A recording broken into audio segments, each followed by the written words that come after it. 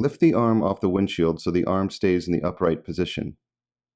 If you have not removed your wiper blade, please see wiper removal video first. For installation on a side pin arm, the connector you will be using has been pre-installed. However, you may need to turn the connector.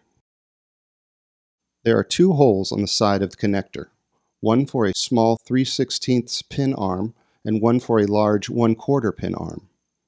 If the pin on your wiper arm fits the size hole that is open, proceed with installation. If the size hole you need is not clear on both sides, follow these steps to turn the connector the opposite direction.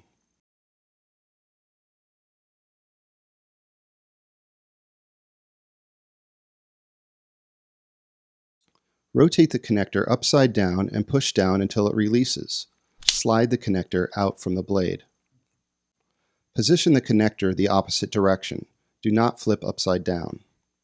Snap the connector onto the wiper blade by pressing down until you hear a click sound.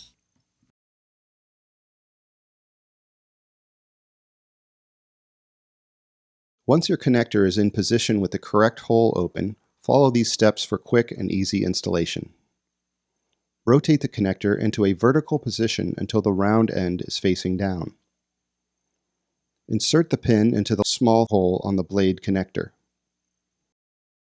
Press down on the connector, locking the pin in place. You will hear a click sound. Test to ensure the blade is secure. Place the arm gently back on the windshield. It's always a good idea to run a few test wipe cycles on your vehicle after installing new blades to ensure they are working properly.